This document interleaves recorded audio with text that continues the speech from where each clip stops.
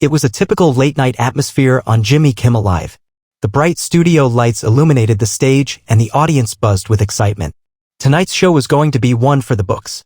The guest list included none other than Karoline Leavitt, the White House press secretary under President Donald Trump, and none other than Mark Carney, the former governor of the Bank of England and the current Prime Minister of Canada. The stage was set for a fiery political debate, one that was sure to make headlines the next day.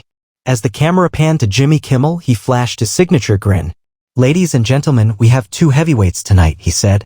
In this corner, the woman with the answers, the press secretary who never shies away from a tough question, Karoline Leavitt. The audience clapped and cheered as Karoline confidently walked to the stage, her heels clicking on the polished floor. She waved, a perfect blend of elegance and assertiveness. And in the other corner, the man who's been making waves across the globe, trying to steer Canada through some of the toughest times. Please welcome the Prime Minister of Canada, Mark Carney.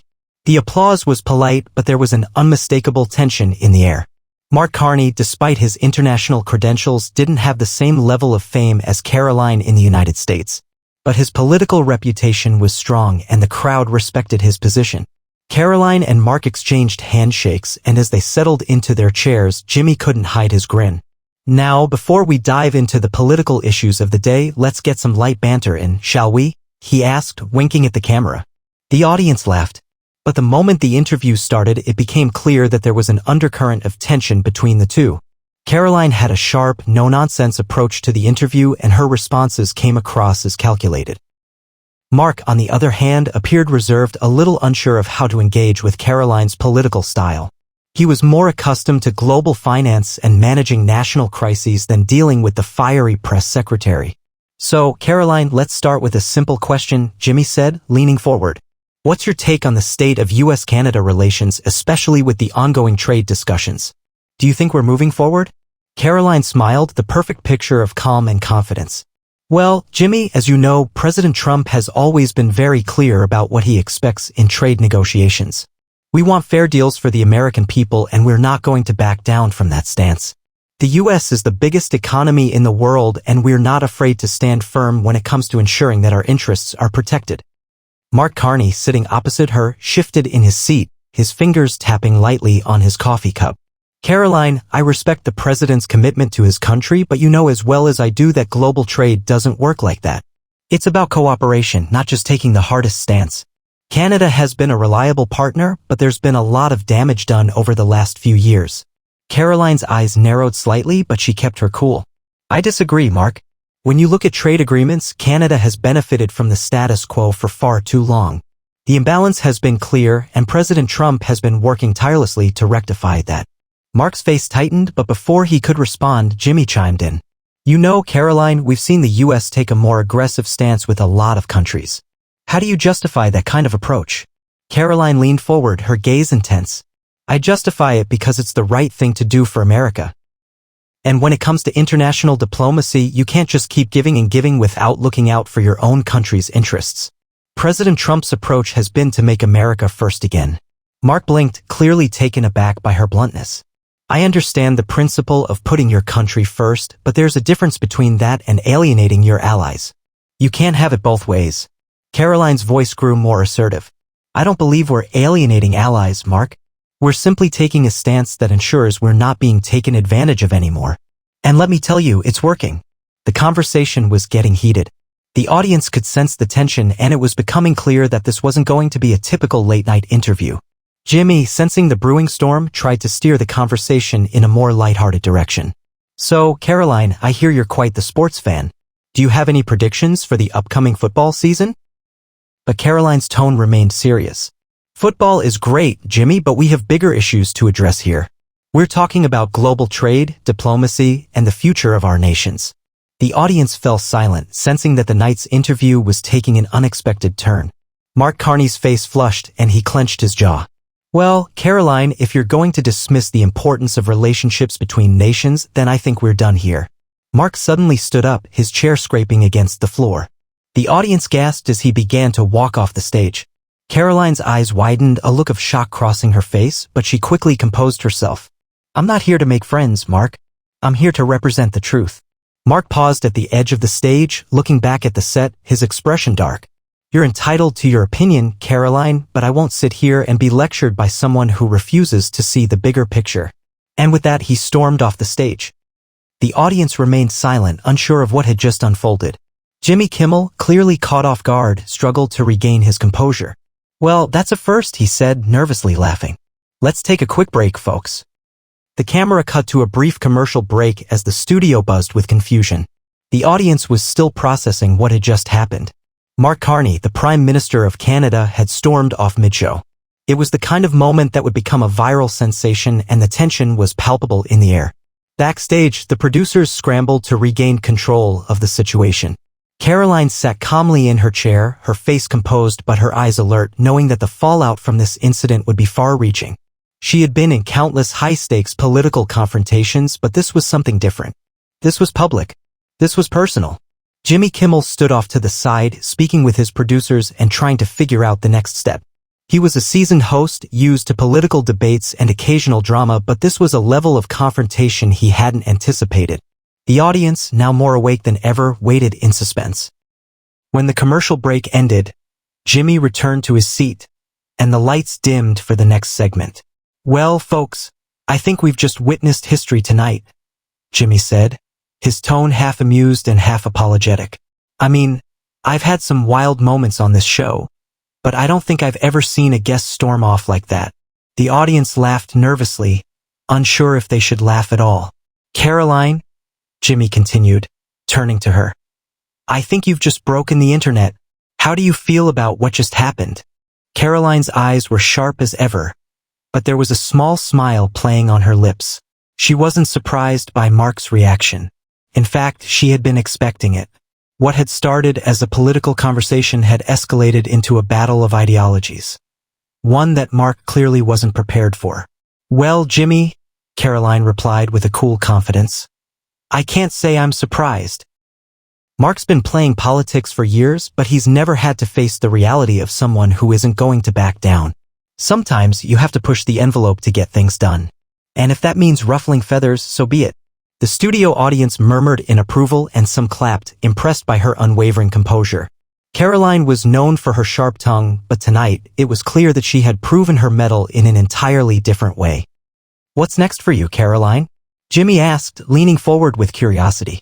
Do you think Mark's walking off was a sign of just how deep the divide is between your approach and the rest of the world's? Karoline nodded thoughtfully. Absolutely.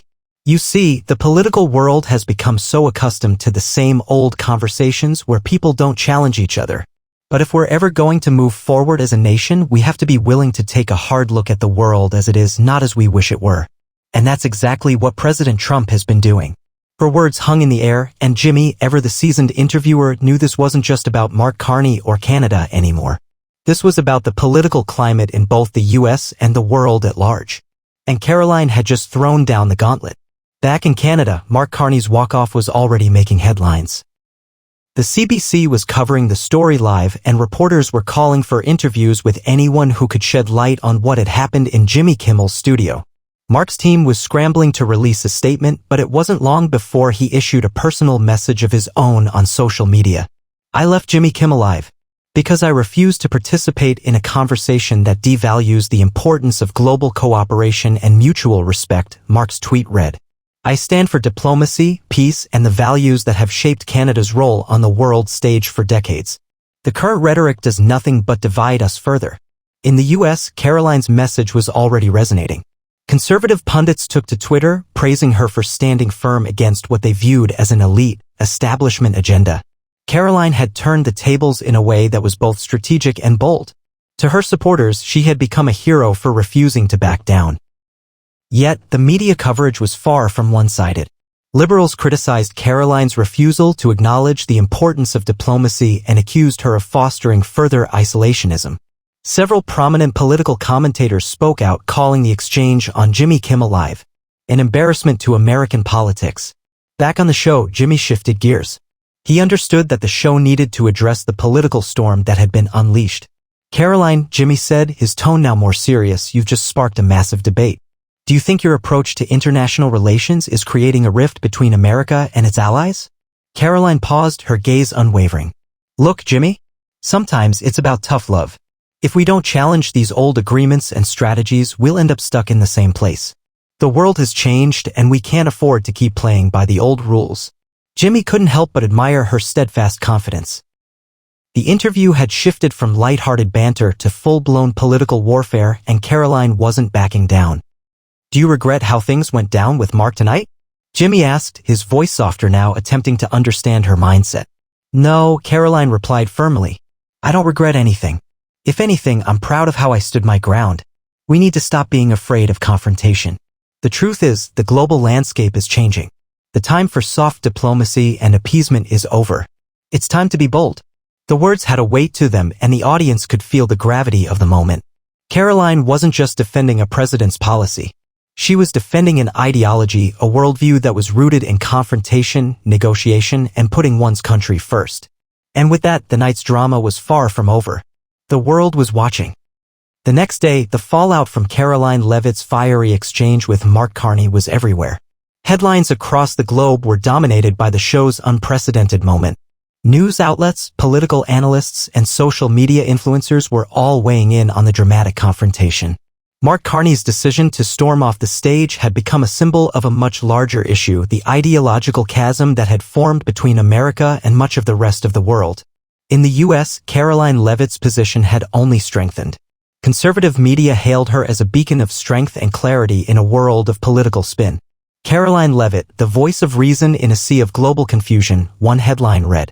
Across social platforms, Karoline's supporters rallied behind her, sharing clips from the show and praising her unwavering stance. The hashtag Leavitt Stands Strong was trending across Twitter, and her message was clear: no more compromise, no more appeasement. On the other hand, the backlash against her was equally intense. Liberal outlets pounced on her performance, criticizing her for undermining diplomatic efforts and championing an isolationist agenda that could further alienate America's allies.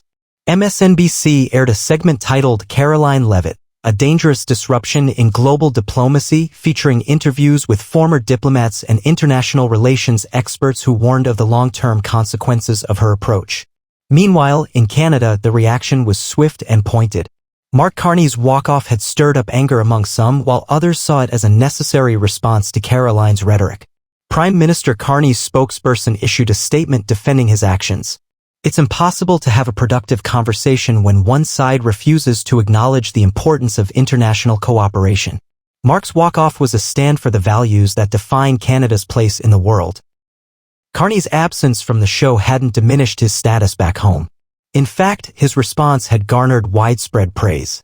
Politicians from across the political spectrum in Canada expressed support for his decision. Many viewed his actions as a defense of Canada's diplomatic efforts and the preservation of strong international alliances.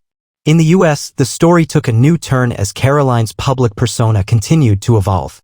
She had always been a tough figure, but her appearance on Jimmy Kimmel Live had catapulted her into a new level of prominence. The White House's press office saw a spike in calls and messages from supporters who viewed Karoline as a fierce advocate for their interests. A growing number of conservative figures publicly commended her for her strength in the face of international criticism. But the pressure was mounting. Within the White House, there was concern over the diplomatic repercussions of Karoline's comments.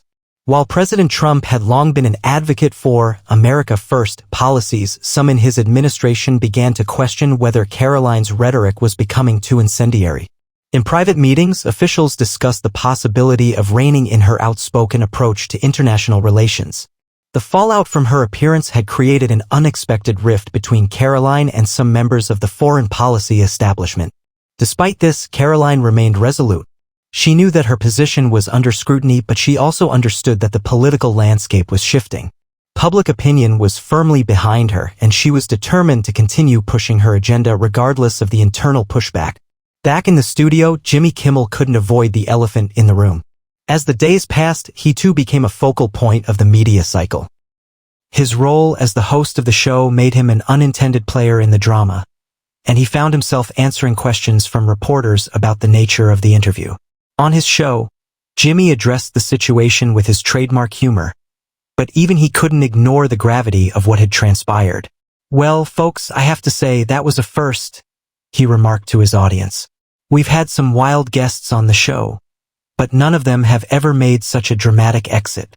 And, of course, I'm sitting here wondering if I should have asked about the weather instead of global trade. The audience laughed, but it was clear that Jimmy understood the weight of the conversation. He had invited Karoline and Mark on his show for a lighthearted chat, but the political stakes had skyrocketed. What was meant to be a casual interview had turned into a defining moment in American-Canadian relations.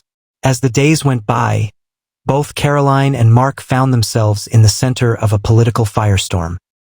Karoline's supporters continued to rally behind her while Mark's allies in Canada began organizing public events to reinforce the importance of diplomacy and international cooperation. The media coverage became relentless and every new development seemed to fuel the debate further. One particular evening, Karoline received an unexpected call from a high-ranking official in the White House asking her to tone down her rhetoric in the face of increasing international pressure.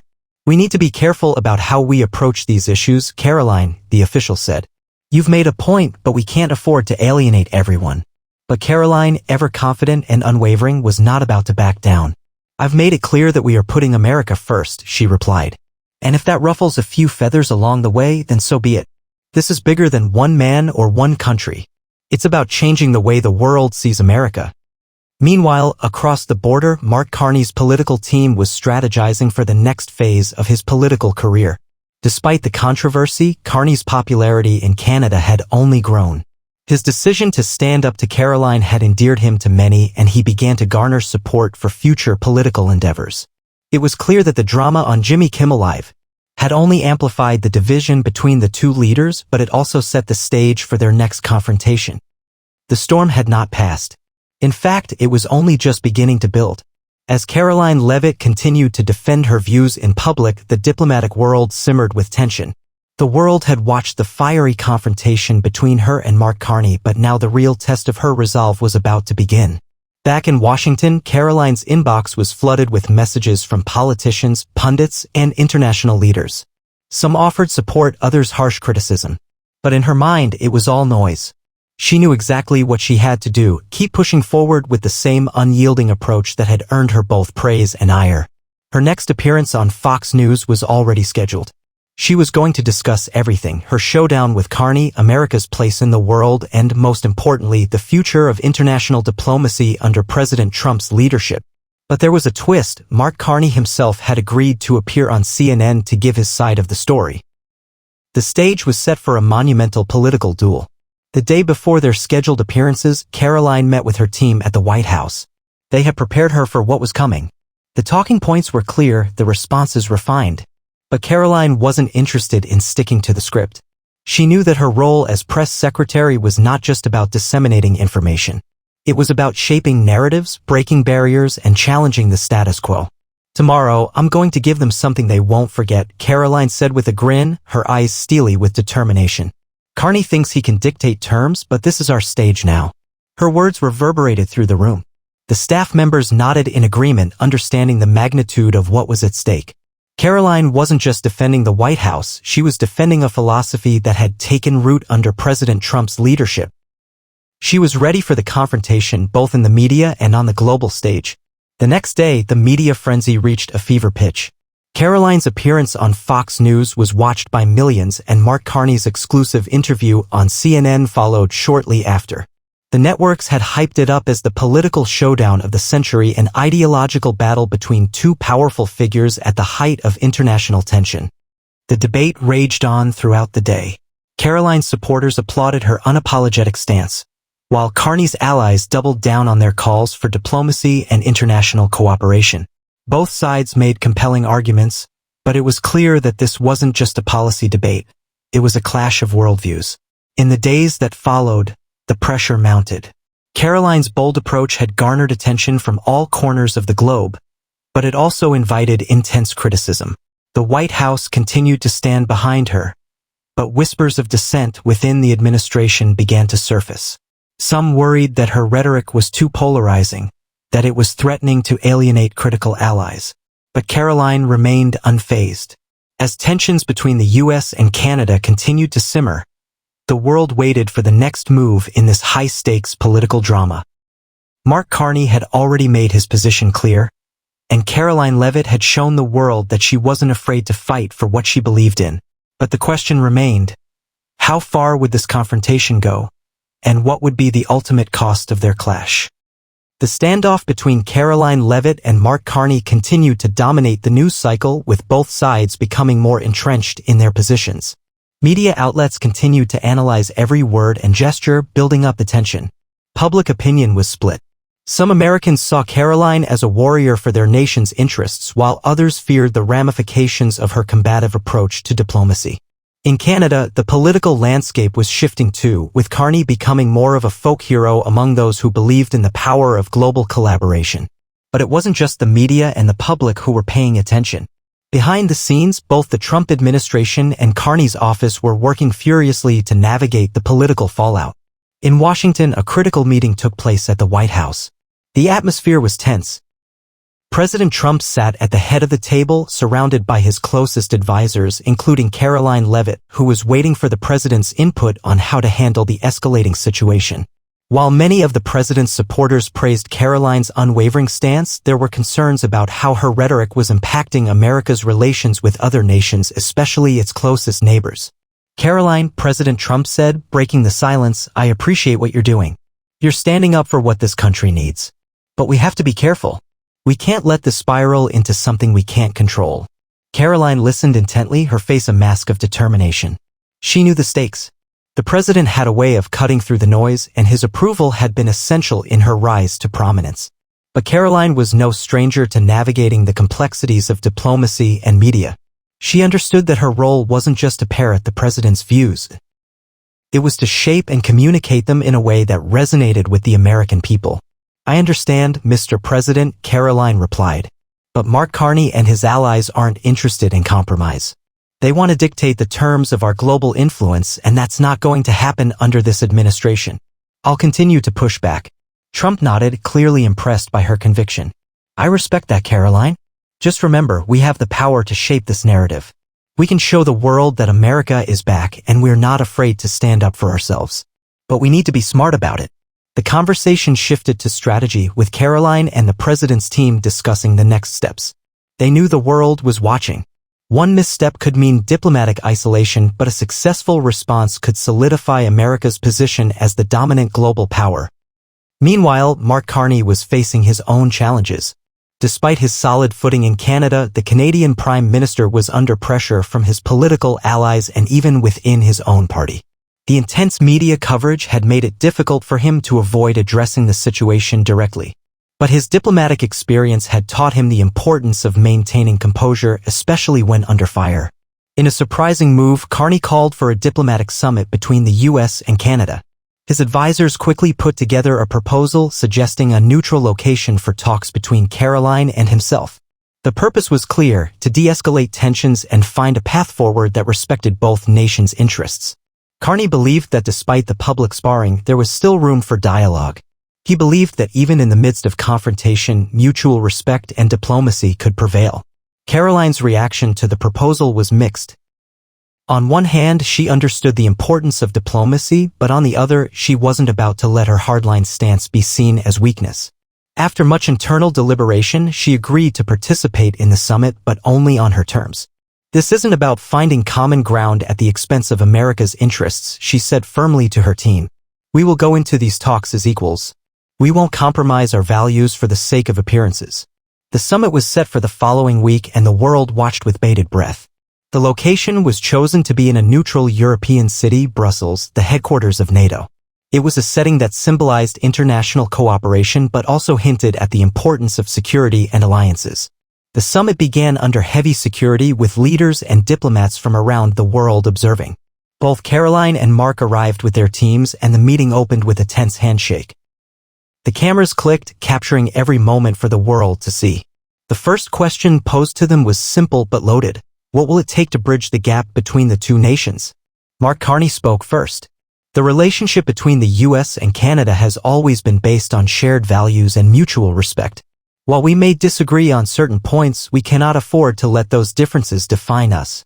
We must work together for the greater good." Karoline, ever confident, responded with a measured tone. "America's first priority is its citizens. We've spent too long catering to the whims of foreign powers. What we need is a relationship based on respect for American sovereignty and a commitment to fair trade and security. For hours, the discussions continued, some moments cordial, others heated.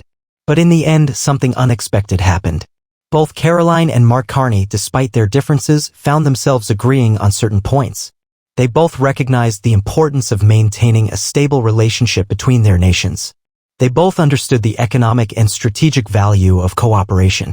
By the end of the summit, an agreement was reached, a new framework for U.S.-Canada relations that balanced America's desire for strength and self-sufficiency with Canada's commitment to diplomacy and global stability.